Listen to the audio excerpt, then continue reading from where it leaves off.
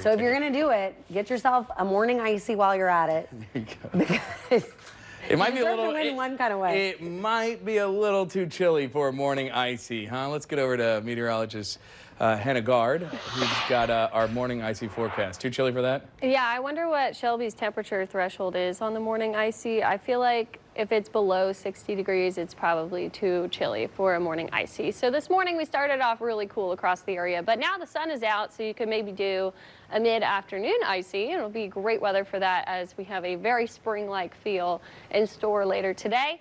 We're a couple of degrees cooler, though, still than yesterday in many areas, still sitting in the upper 50s in Gulfport and Homa. We're now getting into the low 60s in Slidell and Bogalusa, and we're 64 at the airport. We have a northerly breeze that's still feeling a little bit cool out there as well, but we'll get to 72 today with that sunshine. Really nice forecast for your St. Patrick's Day if you're headed out to any of the events around town. And then we're going to continue to warm up through the rest of this week, at least through Wednesday. Then we'll see some changes. This is a very spring-like pattern. We get to 80 on Wednesday. We see a front come through, drops us to the mid-60s on Thursday. Then we start the climb again, and we're back to the 80s by the end of the weekend. So we're kind of on that roller coaster.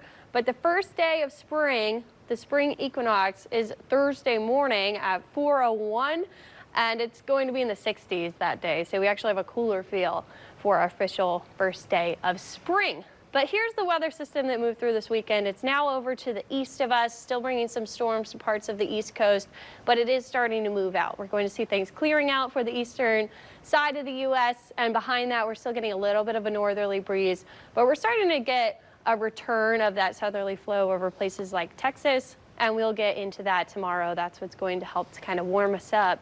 But that storm system really was causing problems through the weekend. We saw widespread storm reports of tornadoes, hail, damaging winds, including parts of our area where we did have a confirmed tornado. This was the Kentwood tornado. Started north of Kentwood and moved over 65 miles to the northeast into Mississippi. The preliminary rating in Mississippi is an EF3. That's 136 to 165 mile per hour winds, but we still have to do some damage assessment in Louisiana. So we'll see if we have a different rating on that tornado. There was also a second tornado that moved through Tylertown, so two in that same storm system. That was an EF2 tornado, and we did see some fatalities, so this was a very impactful weekend for us on Saturday. But luckily, the weather is looking a lot better for this week, so we do have some good news for you there. We're going to see things clearing out. That big storm system, that counterclockwise spin, is moving out, and in its place, we're seeing high pressure. That's where you have these kind of white colors, the clouds there, moving in a clockwise spin.